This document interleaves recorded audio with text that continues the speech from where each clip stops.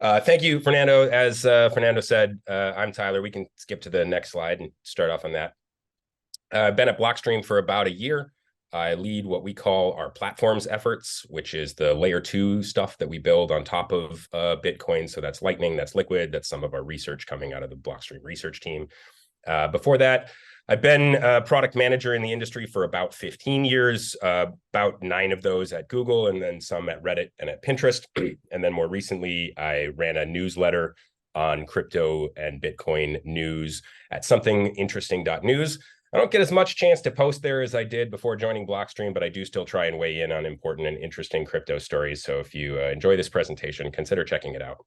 I've also been a Bitcoiner since 2014. I don't say that necessarily because I think my age automatically steeps me in wisdom, but just to say that the things that I am going to say to you today are all things that I have believed for a long time, that I have been around through a couple of cycles. I didn't just get hyped in the last bull run. And these are things that I've been really curious about and excited about in an increasing way for a long, long time, and something that I think you can have durability with too. So we can go to the next slide. Okay, so the goal of this talk today is to talk about Bitcoin from the perspective of a corporation. So a lot of the times when I say you, what I really mean is the company that you work for and the decision makers that are driving that company's strategy. Those are the folks that I think are going to benefit from the information today, many of whom may not actually be on the call. If you're listening to me now, chances are pretty good you're at least a little curious about Bitcoin. And I think what I most want to do for you is to arm you with the talking points and the examples and the frames to help you explain the usefulness of Bitcoin in a corporate context to other decision makers who maybe aren't as natively curious. So when I talk about you, generally, unless I specify otherwise, I mean like the corporate entity that you represent. And we'll talk about 4 things. We're going to talk why it's useful for corporations to own Bitcoin denominated assets. We'll talk about why it's useful for corporations to custody those denominated assets themselves, to actually hold real Bitcoin.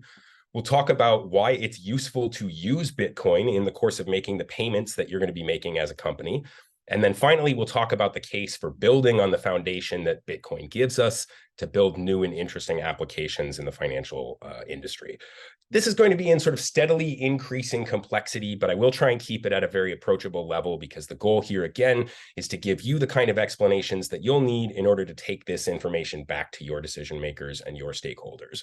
We want to make sure that this is broadly useful. So feel free to send any questions to Fernando. I'm going to try and make sure we leave some time at the end so we can do an interesting Q&A session to dive further into anything that comes up that we didn't get as deep into as you wanted.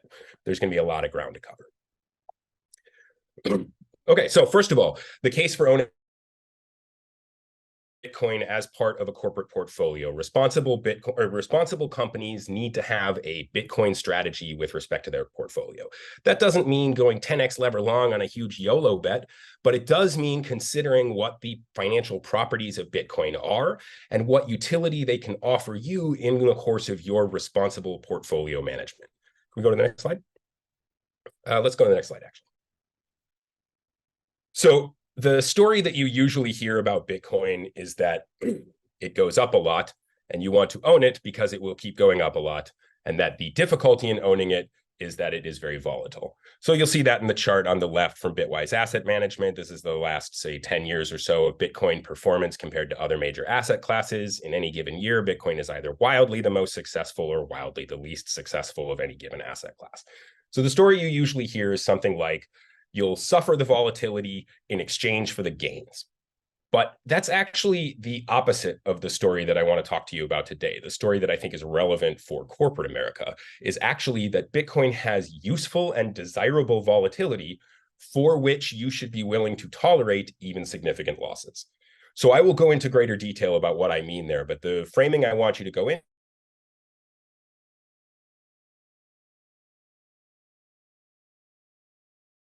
portfolio strategy. So on the right-hand side, the 2 charts there, the right at the bottom is showing a comparison of Bitcoin to other major asset classes by correlation. And what you can see is that over the course of history, Bitcoin has generally been pretty decorrelated with the other asset classes. It has not moved to the same rhythm, which makes it very useful as part of a broader portfolio. The volatility, because it is decorrelated with the rest of the portfolio, acts as a kind of shock absorber. It dampens the volatility of the overall portfolio, even though the specific ingredient of Bitcoin is in isolation volatile.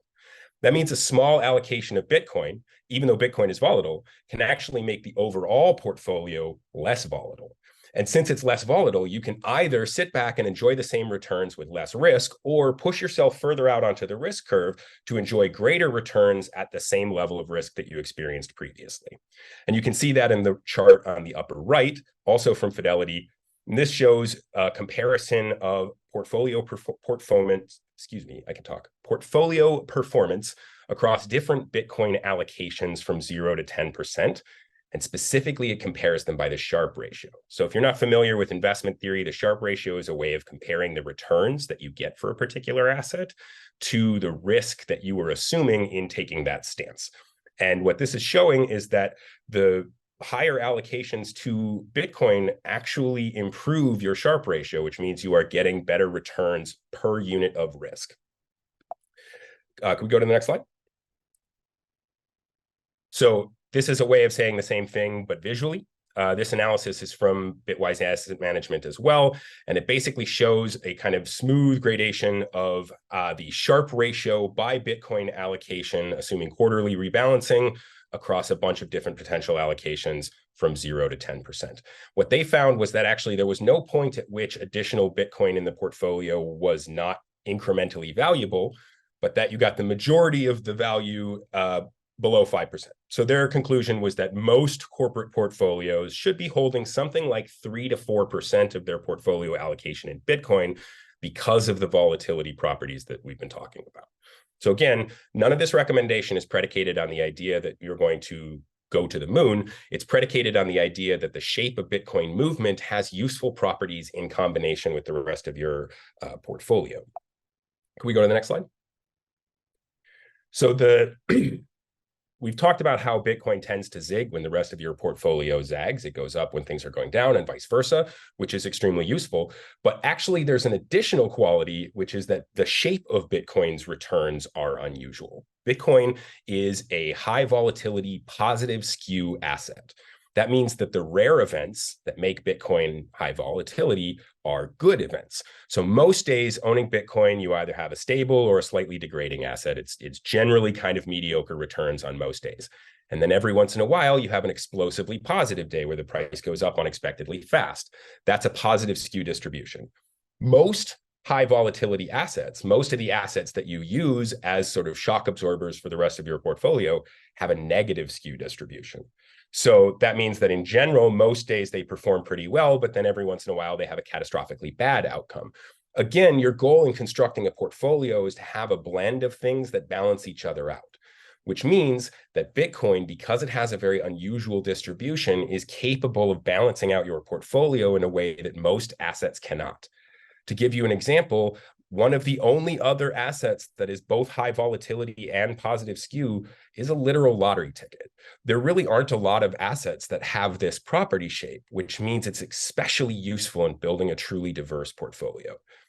BlackRock did an analysis using prospect utility theory. So if you're not familiar, prospect utility theory is the theory of how psychology responds to performance, like how we appreciate gains or losses. It was what gave Daniel Kahneman his Nobel Prize.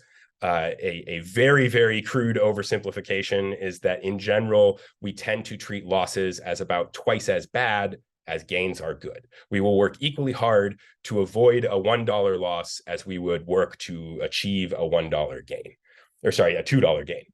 So all of which is by way of saying prospect utility theory is a very risk-averse way of analyzing portfolio performance. It's a way of punishing losses twice as severely as rewarding gains. And if you assume that you view losses as twice as bad as gains, then the portfolio that maximizes your utility is about 9.5% Bitcoin. Bitcoin is that useful in dampening the negative outcomes that it actually is a hugely valuable part of an overall portfolio.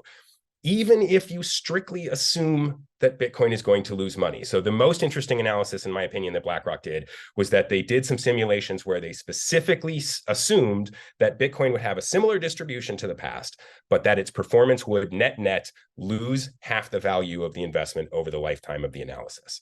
So they're strictly stipulating that Bitcoin will go down over time. It just has this interesting volatility shape.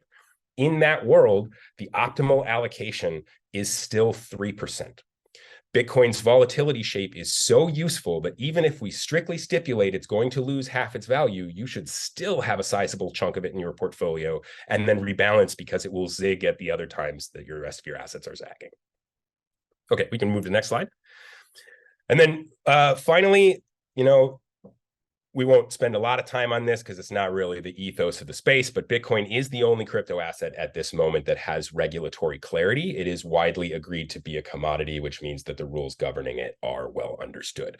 If we go to the next slide, it'll play that clip, hopefully. Oh, well, imagine that Brian Armstrong, the CEO of Coinbase, is saying that the SEC told them that everything other than Bitcoin should be considered a security. Now, the SEC is not a legislative body, so their interpretation is not necessarily the law, but I think this is a good explanation of how there's still quite a bit of additional regulatory risk with most of these crypto tools, but that isn't true of Bitcoin. Bitcoin has gotten the clarity. It has lived long enough and had a straightforward enough definition of its existence that the authorities are starting to digest it into our rules in a more clear and straightforward way. Let's keep rolling forward. So a common misconception, and one that I want to make sure that you all are ready to explain to your audiences, stakeholders, decision makers, is that the decision to acquire exposure to Bitcoin does not require you to have cryptography expertise. You do not need to be an elite computer coder who knows how to make the machines go beep boop. I myself am fairly humble in my technical expertise. There are many tools for people at every end of the spectrum. So that can be all the way to Bitcoin denominated assets, which might make sense for a company that's interested in strictly the portfolio properties of Bitcoin, but not interested in some of the actual utility properties, which we'll talk about in a little bit. Or it might also involve exposure to adjacent Bitcoin assets like publicly traded Bitcoin mining firms. All of these things can have similar, although not the same, properties of Bitcoin itself. And then you could choose to acquire Bitcoin, but through a custodial relationship. Now, that does mean that you are taking on a counterparty risk with that custodian, and we'll talk more about the significance of that as well. That's a non-trivial decision, but it is a way of sidestepping the complexity of using Bitcoin while still incorporating the possibility of Bitcoin as part of your portfolio strategy. I expect over time, a lot of the portfolio management tools to start incorporating custodial Bitcoin as an automatic portfolio component for the people who strictly want the ability to dampen out the volatility in their portfolio, but aren't necessarily interested in the industry or the asset or the sort of advantages of self-custody. And then finally, and in my opinion, the most important in the long run, certainly the thing I think people will eventually need to move towards, although they may not do that as their first step, is true self-custody. And a lot of Blockstream products are specifically dedicated to making self-custody manageable for people of ordinary knowledge. So again, we want to make it so that an ordinary human being can take sovereign control of their wealth, or a company can do the same without needing to have in-house cryptography expertise. You should not need to be a mathematician in order to be able to secure private keys and use them to sign transactions. Blockstream Jade is our hardware wallet, and Blockstream Green is our software wallet. They work together, and they cover all of the products that we'll be talking about today. Firmly recommend each of them if you haven't experienced already. Can we go to the next slide? There are also a number of other products that Blockstream offers that are more geared specifically towards enterprise Bitcoin mining services. So we do a hosting service for companies that wish to actually directly do Bitcoin mining. We also have a Blockstream mining note, which is an asset that sort of represents a corresponding share of hash rate and the returns that will come from that over a window of time.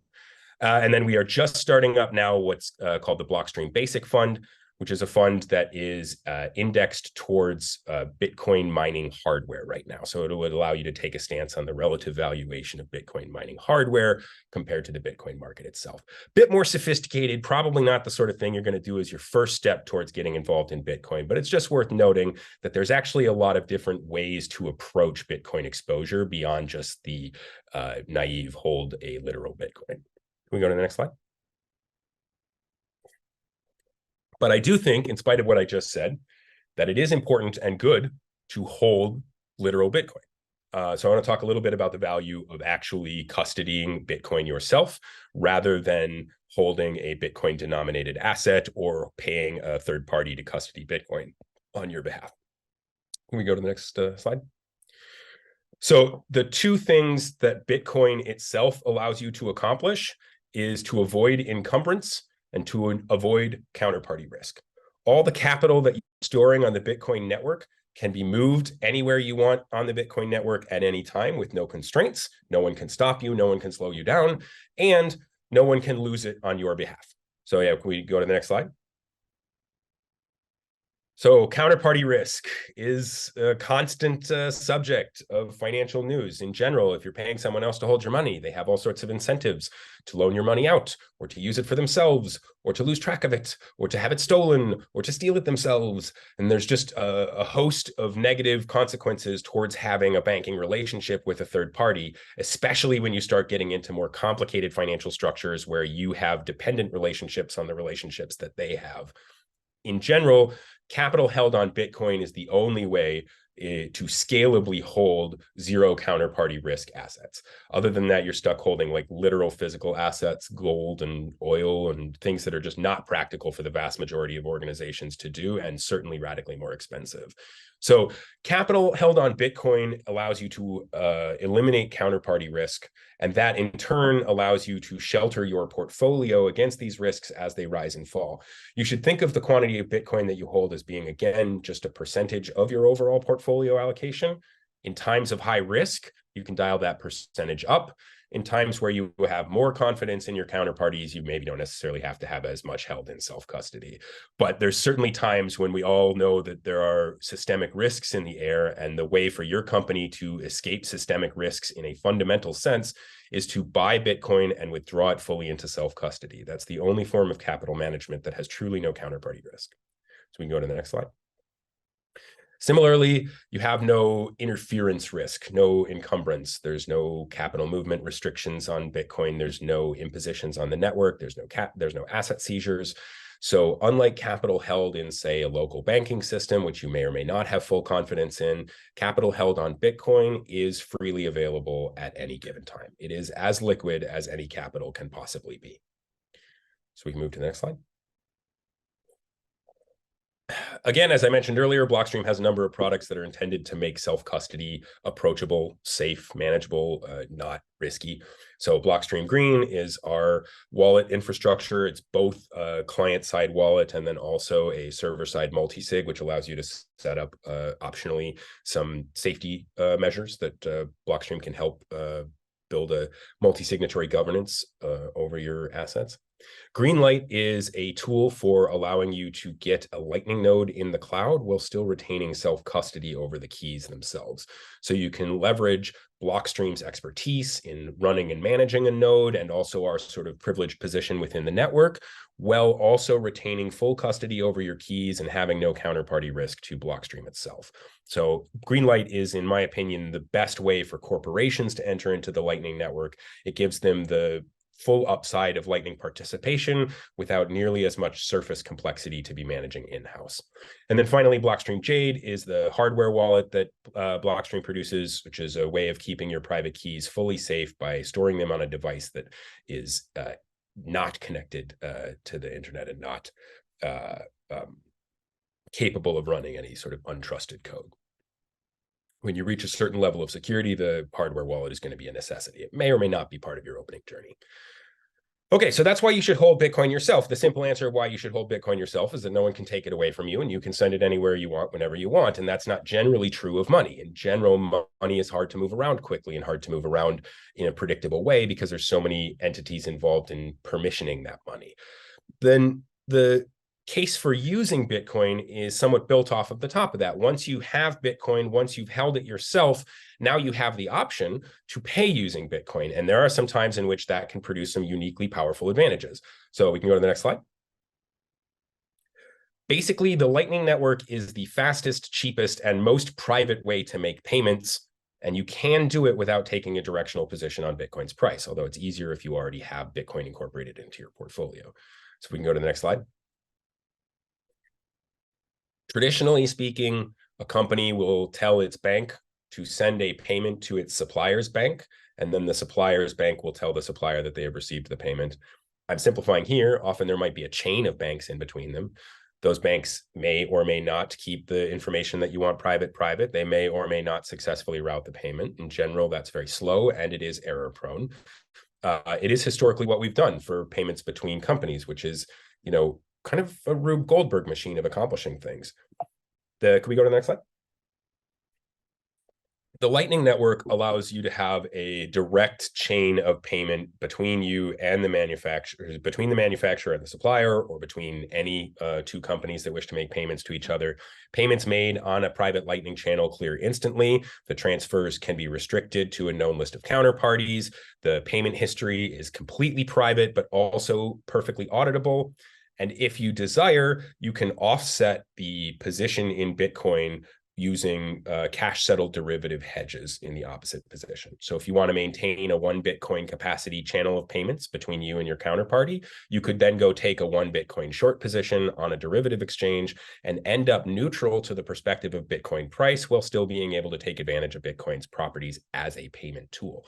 No one gets to see your corporate intel. Your payments clear instantly and extremely securely. Perfect. So just to kind of pause and observe something that I've said implicitly here, but that is worth making sure is explicit, especially with people who don't know Bitcoin as well and probably don't have this natural assumption. The decision to become exposed to Bitcoin, the asset, and the decision to use Bitcoin, the network, do not have to be the same decision. They don't have to happen at the same time, and not every entity will choose to do both. I think that the strongest value proposition of Bitcoin lies at the center of this intersection with self-custodied Bitcoin, but it is entirely possible to do things with Bitcoin in a slightly less direct way and still retain a lot of interesting properties that can be incorporated into your corporate strategy. So that means you can use Bitcoin to smooth out your portfolio without needing to learn how to self-custody Bitcoin. It means you can use Bitcoin to do instant payments over the Bitcoin network without needing to incorporate Bitcoin into your corporate treasury. Both of those decisions can be done entirely independently. They're strongest and most synergistic when done together, but they don't require each other in order to be valuable. Can we move to the next slide? So this is just a little bit more detail on what Blockstream's Greenlight actually offers for people who are using Lightning. In general, when you're using Lightning, you need a computer to be online and watching the Lightning network in order to be supervising your node, receiving inbound payments, catching anyone who's trying to misbehave on your channels. And Blockstream has a series of servers that can run 24/7 in order to support all the supervision and management that your node would need without you needing to maintain a server for that purpose yourselves. There's also some liquidity problems that you need to be managing when you have an active node on the network. You need to make sure that your channels are balanced, and Blockstream has the expertise to do that for you in the most efficient way so that you're always at a good state, can do it in a cost-efficient and effort-efficient manner. That's an area where there's like a lot of benefit to expertise. So this is an example of how you want to retain control. You want to still be the custodian that has the private keys, that gives permission, but it's nice to be able to hire experts to manage these sort of more complex details, and liquidity is a great example of that. Similarly, when you're working with Greenlight, you get support from the Greenlight experts, and you also get a bunch of analytics that will help you better understand the performance of your node and the nature of payments on your particular part of the network. We can go to the next slide. All right, we're making pretty good time, so I think we'll have a good opportunity to do Q&A at the end. This is going to be the most technically complex of the stuff we talked about, and I think it's the thing that you graduate into after having kind of become immersed in the first 3 sections. So I do think it's really valuable to give you a preview of where things are going, but my guess is that in a lot of cases, this will be something that people are working up to over time. But it's a lot of what Blockstream is building towards. It's a lot of the vision that we think the future holds. Can we go on the next slide? So loosely, Bitcoin, the network, allows you to use Bitcoin, the asset, in a lot of interesting and useful ways. We just talked about the self-custodial properties, the Lightning Network properties, the fact that you can do this kind of like trustless, fast, clear settlement. This is extremely useful for Bitcoin. It would be nice to be able to do those same things with other assets besides Bitcoin. And that's loosely speaking what the Liquid network is good at. So Liquid, which is one of the Blockstream products, is a federated network, a side chain of Bitcoin. It's a tool that allows businesses to issue assets that have the cryptographic properties that they desire and then get enforced in a way that is similar to and kind of inherits from Bitcoin consensus. So can we go to the next slide?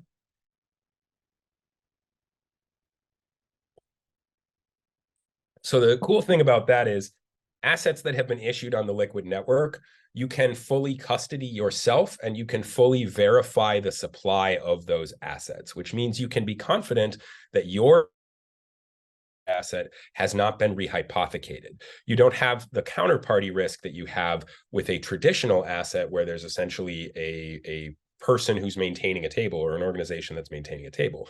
In this case, the table is maintained by the network and it is verifiable by the individual holders of the asset.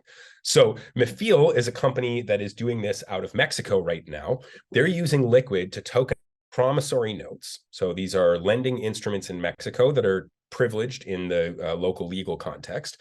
So they're tokenizing those promissory notes and then use as pristine collateral to go to the global lending markets and borrow greater funds to then go issue and create more promissory notes. They're taking these kind of locally stranded assets, digitizing them, and then using the digitization of them to access global markets in a confident way because those lenders know that their asset has a verifiable supply and that they know that they aren't being rehypothecated or disintermediated. This is, in my opinion, a really exciting example because I think it basically applies to any asset that has value but does not have a correspondingly liquid market. This is a way of allowing all sorts of esoteric insurance contracts or shipping bills of ladles or municipal bonds or local asset fundraising of any kind to better access the global lending markets by allowing them to cryptographically prove qualities about their asset that would be difficult to convince people to build the local knowledge of and the local trust network for. By eliminating those trust rails, you enable the global to access the local. Let's go to the next slide. The Liquid network also enables some really interesting and powerful trading tools. So transactions on the Liquid network are atomic, even if they involve multiple parties and multiple assets. So this little like pretzel graphic here is basically showing you that Alice can trade token A to Bob in exchange for token B from Bob. And both of them are going to do that trade in a single transaction that either confirms and pays both of them or does not confirm and pays neither of them. There's no escrow needed and there's no counterparty risk. There's no moment when Bob has Alice's token, but Alice doesn't have Bob's token or vice versa. All of this happens in a single atomic swap. That means that you don't need escrow services. It also means that you can do decentralized peer-to-peer trades because you don't need to be going through a trusted marketplace. You can simply trade in between two users on the network who want to exchange value. That also enables all sorts of interesting downstream derivatives that can be built on the same basis of a fundamentally atomic initializing transaction. That eliminates all sorts of race conditions and all sorts of trust conditions that are necessary to build more complicated contracts. And it's also just useful directly to be able to swap assets. We can go to the next one. The Liquid ecosystem is intended to be a place where companies can operate with confidence. And part of operating with confidence means that it needs to be able to enforce the rules that they need in order to be able to operate. So the way that we approach that is Liquid has support for what we call Blockstream AMP, the asset management platform. And AMP is essentially a multi-signatory server that cosigns on transactions for an asset issued on Liquid. And then that server can enforce whatever policies that you want within a given asset. The network enforces only that the transactions are valid. So the network has no visibility into the particular compliance rules that you're choosing, but you have perfect control over the compliance of your particular asset. And that can mean compliance in the form of KYC, sort of permitted wallet lists. It can also mean compliance in the form of cap table rules of like how much can be held by a single entity or how many entities are allowed to hold up to what percentage. Anything about your cap table or about transfers of the asset can be enforced at the asset management platform.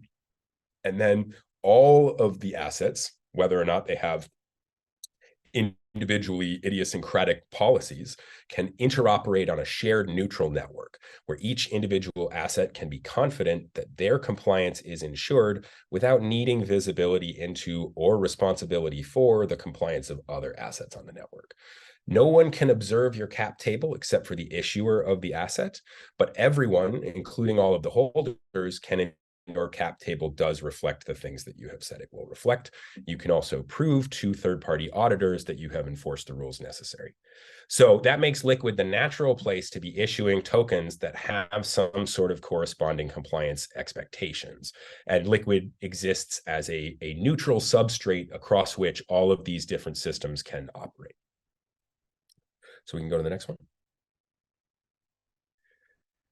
The most, I think, salient thing about the Liquid network today, I think there's a lot of things that will become really significant over time as the industry matures, but the one that I think is the most pressing today is that the Liquid network is built for true privacy. Now, you'll hear a lot of people talking about exciting new zero-knowledge cryptographic systems, but they don't usually talk about the fact that the Liquid network has been using zero-knowledge cryptography in practice since launch.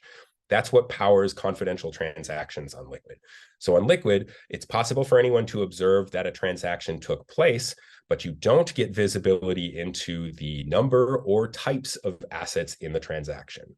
And that means that you don't have the corporate intelligence about what you're buying or selling leaked. You can make large positions without being sniped or front run.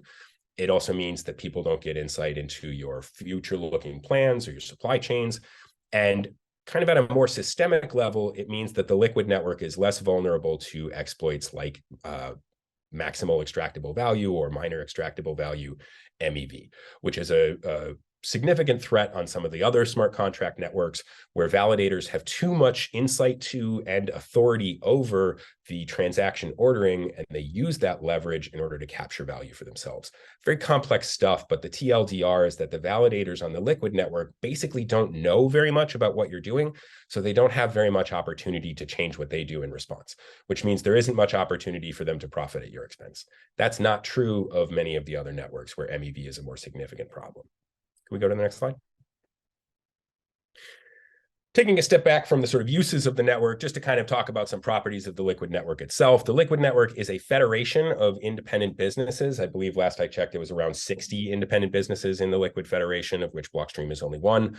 It does not require proof of work mining.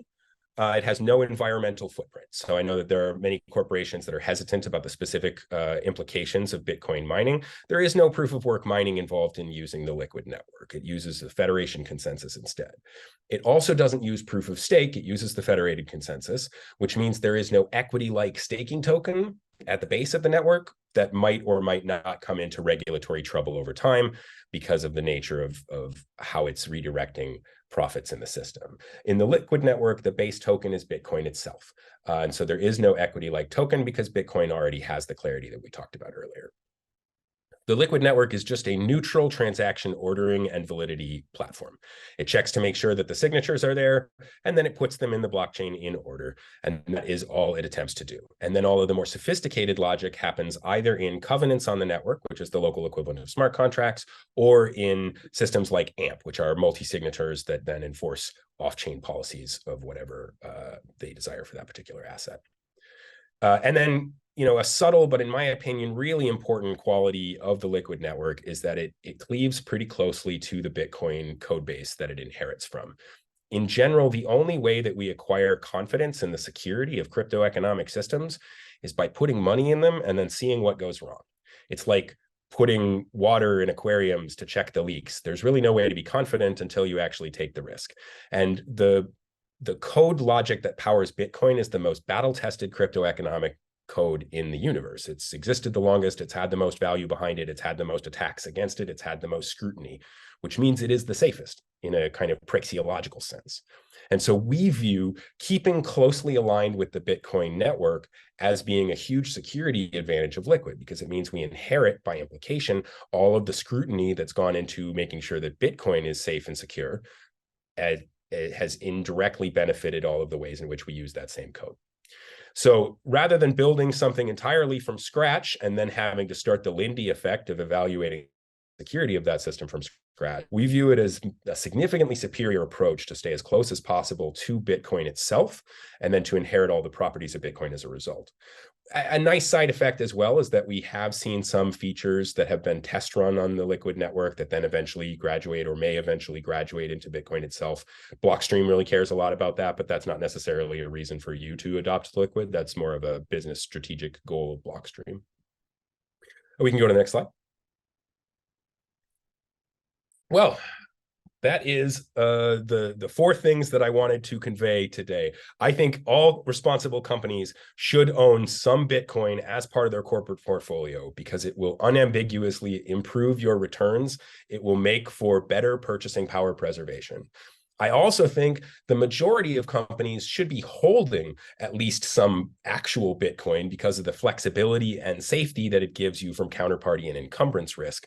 And then once you are holding Bitcoin, I think it makes sense to figure out if there are places where you can use it to make more efficient payments. When you're using Bitcoin and you're sending payments, and then you get to the point where you're like, gosh, I wish more of my other corporate processes looked like the Bitcoin processes, then you turn to Liquid. And Liquid can help you imbue the properties, the cryptographic properties of Bitcoin into other assets so that you can take advantage of them in other contexts. Yeah, so we would love to help you and your companies make this journey. We know the vast majority of companies are still very, very early in their exploration of Bitcoin, or figuring out what their strategy should look like. So if you are interested in learning more, if you think there's an opportunity for us to work together, reach out to us at business@Blockstream. We'd love to hear from you.